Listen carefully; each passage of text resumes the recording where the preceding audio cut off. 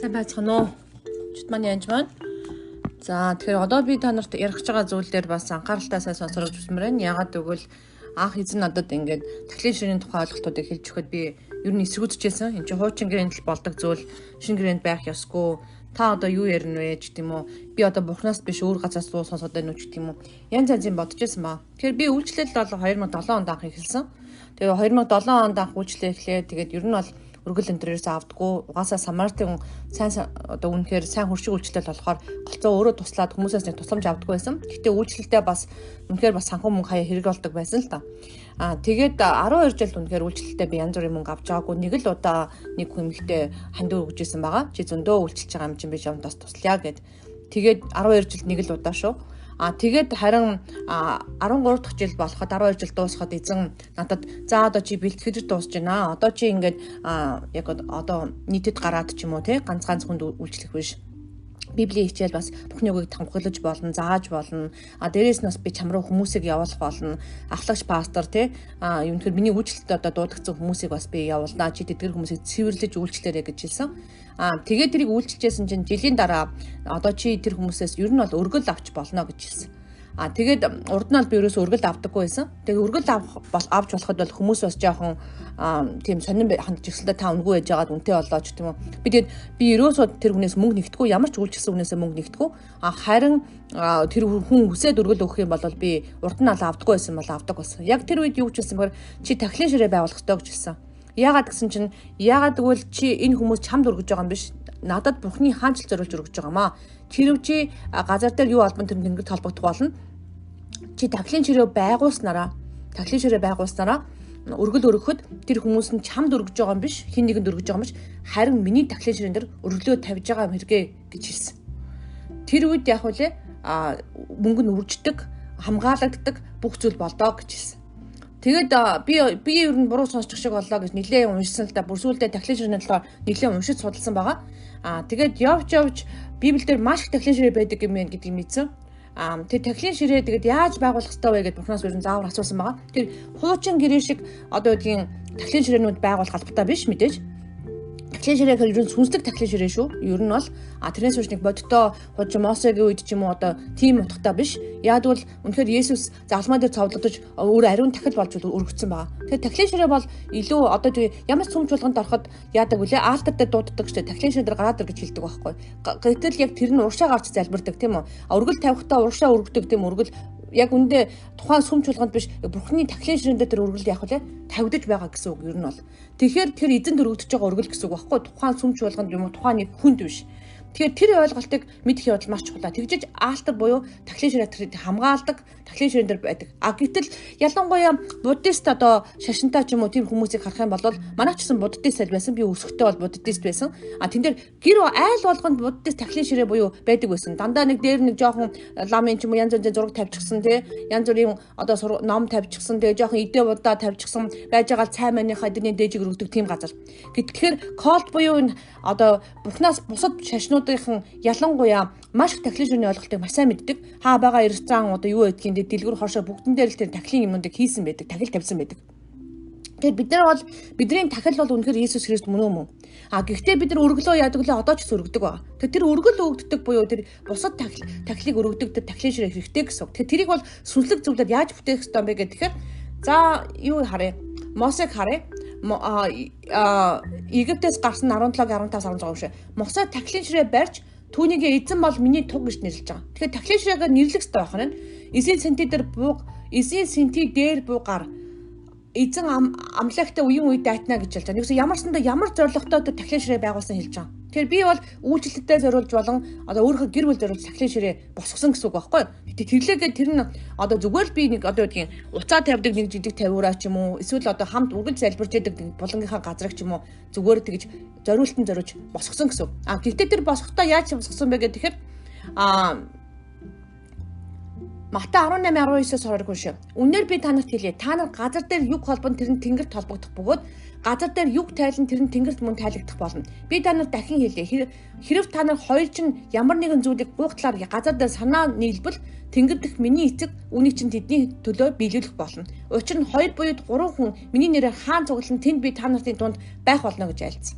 Тэгэхээр 2 буюу 3 санаа нэгдэж үнэхээр Есүстэй санаа нэгдэж би энэ одоо энэ тахлын шиг Есүс Христийн нэр дээр үнэхээр одоо тань зориулсан босгож байна эзэн минь. Тэ? Тэгвэл энийг гэрүүлэр ч юм уу хамтдаа ижил найлуулах санаа нэгдэж хийх ёстой гэсэн. Эргэлзэх ч юм уу тэнглэх хэрэггүй. Та эргэлзэх тэнглзээд энийг битгий хийгээрэй. Өөрөө сайн уншиж судлаарай. Би бол энийг маш олон цаг уншиж судалсан шүү. Би буруу юм сонсчоогүй маш их эргэлзэх тэнглэлсэн. Гэхдээ эзэн намайг энэ тахлын ширээний тухай заа гэсэн учраас би ялцчихгүй зааж байна. Тэрнээс учраас би энийг заахгүй маш их нуусан ба. Ягаад гэвэл энэ хүмүүс намайг гажгээ бодчихно, буруугээ бодчихно. Би юу зааж байгааг аюул мэдэхгүй. Тэгээд одоо эвгүй байдалд орно гэх юм уу маш их тийм юм бодож исэн. Эзэн заа гэсэн учраас би цаг нь болоод хэлж гинэ л гэж би ойлгож байна. Тэгхийн бол цааш нь харах юм бол Египтээс гарсан 24-26 уншия. Эзэн хэлж байгаа та нар надад зориулсан шороогоор тахлын ширээ босгож дээр нь өөрсдийн шатаал дахиад эвийн тахлыг өөрсдийн хонь ба хөрөөдийг өргөө гэж. Тэгэхээр бид нар заавалчгүй одоо үгүй шатаал дахиад гим нэгүлийн ч юм уу дахиад өргөх шаардлага байхгүй байхгүй. Тэр бол шаардлагагүй.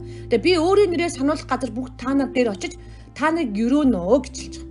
Тэгэхээр энэ дээр яг үгээр тахлын ширээ босгохонгууд миний нэр алдаршна гэж хэлж байгаа. Уг нь би өөрийн нэрээр сануулах гэж хэлж байгаа боловч яг жинхэнэ орчуулгыг харах юм бол одоо цаана байгаа орчил та нар офрон би өргөл өргөх үед гэж байгаа. Өргөл өргөх үед миний нэр одоо санагдах болно, дурсагдах болно, алдарших болно гэж хэлж байгаа. Дараа нь миний одоо юу гэх та нар миний илчлэл буюу миний мөн чанар оршихуйг та нар мэдрэх болно гэж байгаа. Тэгээд дараа нь би та нарыг өрөөх болно гэж хэлж байгаа. Тэгээ 3 зүйл болдог байхгүй алтар байгуулах. Нэгдүгээрх нь яг эзэн өөрөө алдаршдаг байх нь, эзэн мэддэг байх нь. Хоёрдугаарт нь тэнд бол зорж өргөл өргөдөг гэсэн үг байхгүй. Таны санхүүгийн өргөл чинь тахлын ширээ дээр тавьдаж явах хэрэгтэй гэсэн үг байхгүй. Тэгэхээр тахлын ширээтэй газруудад өргөдөж явах хэрэгтэй гэсэн үг. Тэгэхээр сүмж болгон ч гэсэн тахлын ширээгээ одоо гаргах ёстой тослоод энэ бол эзэн зориулсан тахлын ширээ шүү. Энд өргөгдсөн өргөл болгон танд өгдөж байгаа өргөл шүү гэдэг юм уу те. Энэ бол хамгаалтын тахлын ширээ шүү. Үнийг би одоо үнэхээр энэ үйлчлэлийн тахлын ширээ гэж нэрлэлээ. Энд одоо дайсан бол дайрч чадахгүй та эзэн та өөрөө хамгаалах болно.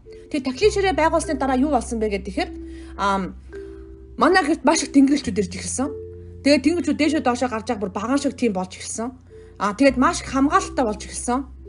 Тэгээд эзний оршихуй бүр ингээд илт болж ирсэн. Яг тэр одоо өрөөнд бол одоо би унтлахныхаа өрөөнд тахлын ширээ хийсэн байхгүй. Тэгэхээр эзний ерөөсө хүмүүс орж чадхаа байсан. Орохоор бүр гутлаа тайлж орохгүй болохгүй. Энд чи яасан ариун өрөө юу болцсон өрөө вэ гэд асуугаад байсан. Тэгээ чөлөөлт хийж явах үед юу болсон бэ гэхээр нөгөө одоо чөлөөлтийн үеийн хүн маань ерөөсө тэр өрөөлөө орж чадахгүй байсан. Энд чи яасан ариун газар би гიშгэж чадахгүй гал шиг халуун болчлоо гэж орилж ирсэн. Би тэгээд тухайн үед бол би зүгээр л итгэлээрээ одоо энэ удаа тахлын ширээ тань зориулсан өрөө шүү. Одоо та одоо юу гэдэг тэгээд өргөлөө өргөд нэрлээ тослоод тэгээд байгуулсан байхгүй. Тэгчээд би бол нэг итгэл өмшөлт яахан муутаал байсан. Тэгсэн чи яг чөлөөлтийн үед тэр нь болохоор маш сайн нэгдүгürt мэдгдсэн. Хоёрдугаарт нь эзний оршихуй бүр маш өөр болж үрсэн. Тийм учраас би заримдаа ингээд унтхныхоо өрөөндөө залбирах үед шууд сүнсээр дөрөөл унаад байдаг байгаа. Эзэн маш их айчилдаг болсон, байнга хичээл зааж өгдөг болсон. Тэгээд дараачийн төвшин гарсан би мэдсэн. Тийм учраас тахлын ширээний ойлголтыг та бүр уншаараа, өөрөө сайн судлаараа. Энэ нь бас эргэлдэж байгаа л өөрөө судлаараа. Бити надад одоо 100% итгэх гэж хичээгээрэй. Бол энэ бол би зөвхөн өөрийнхөө надад болсон юм бол би гэрчлэн ярьж байна. Тэгээд би өөрөө бол маш их судалсан, олон цаг видео үзсэн, буцаад бичвэрүүдийг сайн уншсан, нэгтэлсэн, эзэнтэй дахиад ярьсан, ариун сүнстэй ярьсан, асуусан, зөвлөсөн.